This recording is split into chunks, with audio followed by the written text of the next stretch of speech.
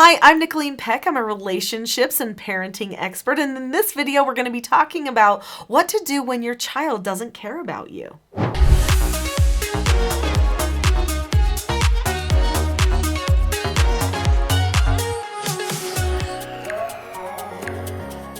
In this video, we're going to spend some time talking about detachment and some of the issues many families are facing, feeling disconnected from their children and like the children truly don't care. Then I'm going to share with you some key things that you can do to improve that attachment and help them want to care about improving their relationship with you again. So let's talk about detachment. It's actually a really big problem. Chances are that your child actually does care about you some. They may say that they don't care about you. They may say that their perfect life is to get away from you, to not want to be with you. These are just dramatic statements. They're very inflated with emotion. They're oftentimes very manipulative. They're trying to get you to back off. Potentially, maybe they feel suffocated by you. Maybe they feel like your ideas are now not the same as their ideas. Maybe they've been influenced by other people outside of the home. But I want you to know something. They actually deep down care about you. It's part of their fabric. Our very identity is attached to our families and where we come from. Try as we might, we can move on with our adult lives. We can leave our family behind, never call them, never go to a family party, even tell ourselves that we will never think of them. But we will. Every person thinks of their family. They think of their upbringing. They have hopes and wishes. They wish it was different. Now that's something that you can use. That's something that you can work on. When they're feeling detached from you, when they're trying to pull away, you need to tell yourself, deep down, they wish it was different too, even though they're not telling me that. In fact, there is merit sometimes, when the time is right, looking at the child, no matter how old they are, and saying, I wish this was different. I wish our relationship was different. I think you do too. Let's try to make some changes. Let's take steps. Now let's talk about some of those steps and what we can do. Sometimes we're not going to get them fully on our same page. Maybe they have left some of your core beliefs behind. This is happening all the time in the world today. You may not get them back fully to all of your core beliefs, but who you are in their life will never go away, even if they believe completely differently than you. So focus on the relationship instead of on the things that you differ on. That's where we start. After you have mentioned to them that you would like things to be different, and you've suggested that you know even they would like things to be different, it's important for you to have some heart-to-heart conversations. Ask them, when you look ahead to our relationship 5 years in the future, or maybe 10 years in the future, what do you want it to be like? And if they say something dramatic like, I don't want to ever see you again, I want you to leave me alone, I hope we don't have a relationship, then you can say, okay, I'm understanding that you don't ever want to see me again. And I can understand why a person might feel that way sometimes, but we'll always be attached, even if you never see me again, because we're part of each other. Biologically, chemically, emotionally, spiritually, we're part of each other. So even if we never see each other again in the future,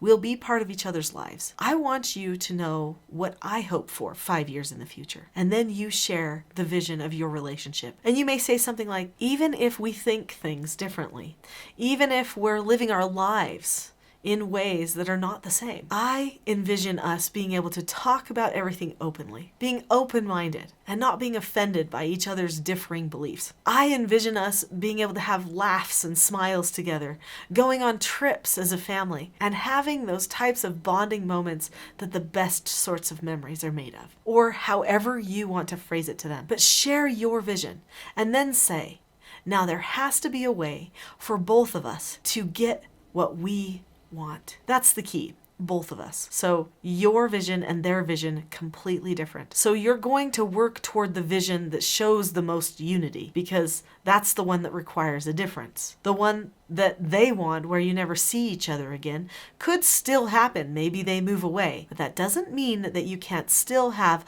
a good bond, even if they do never see you again, because you can. It's really important for them to understand long term what will happen to them. You could say, even if you never see me again, which I know is your choice when you get to that age and time in your life, I want you to know that if our bond is not good, it will hurt. You will always feel hurt if we don't fix our bond and our relationship. It doesn't matter that we see the world with different eyes. We need to see each other with love, understanding, and open-mindedness. Open-mindedness is what they think you might not have. Make sure that you tell them that is what you have. You're just living your role right now. Your role as parent, which means that you're supposed to be a teacher. Their role is learner. They're a child, so they're supposed to learn from you. Now, they're trying to not have those roles be in place. But in order to get your vision, you do have to maintain the roles. But that doesn't mean that you're closed-minded. That doesn't mean you won't listen. That doesn't mean you don't want to listen to their different views. And that doesn't mean that you will force them to believe like you, because it's impossible to force another person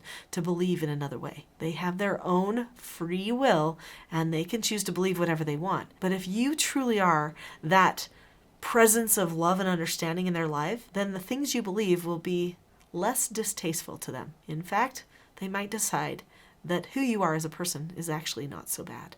I know this is a really hard topic to discuss, but these videos can be really powerful. If you're liking this video, or if you think there's other people that might need this video, please share it with other people. And don't forget to subscribe too, because there is so much more where this came from. After you've discussed who you are, where you want to be headed together in your relationship, then it's important for you to have rules of engagement. So on my website, teachingselfgovernment.com, I share different skills that families can use to get on the same page with each other, to solve their problems in calm ways. So even if you guys don't agree about everything, you can decide on a method for problem solving as a family. This is really powerful. So plan what types of skills that you will use and when things need to be corrected. Now, this isn't something that they get to choose. When things need to be corrected is something that the parent chooses. So remember that. You have to make a decision and tell them, this is when I will correct this type of behavior, and this is how I will do the corrections. And don't worry, I've got you covered, because I do teach skills for how to do corrections in a calm and effective manner. You want to have constant checkups. After you've made a plan for which direction you think you're headed in your relationship, then have meetings regularly. In our family, we have family meetings, which are a checkup for the whole group, and we also have individual mentor meetings each week, one-on-one with the children, so that we can assess how they're doing in their relationships as well as their other goals. There has to be a time of resetting the relationship, and it's never too often to do this. You can reset every day. You can reset after a bad moment. You can reset every week, but at least reset every week, because resetting every week is going to give everybody the understanding we're not forgetting where we're going. We're not forgetting where we're going. That's important. Another important thing for bonding is to get rid of some of the other voices. This means you've got to get rid of the distance or the distraction. Lots of the times when a child does not want to bond with their parent is because they're bonding to something else or someone else. They have given someone else your parent role. I know that's hard to take, but it's true. It could be a teacher at school. It could be a friend. It could be YouTube.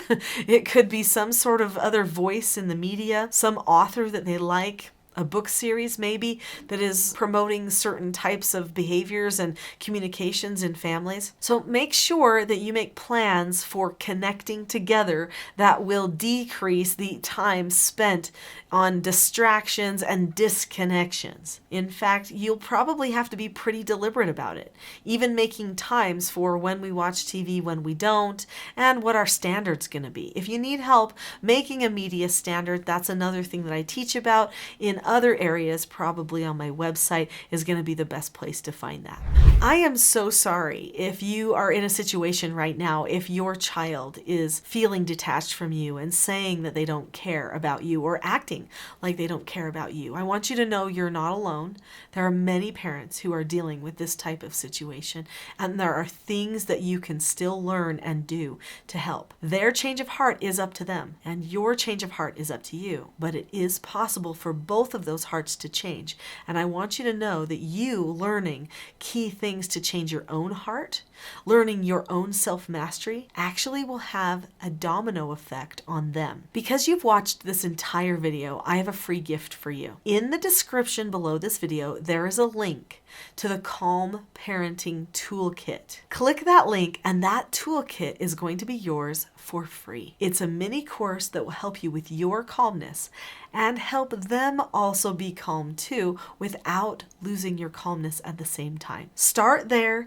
That's a first touch at calmness and self-government.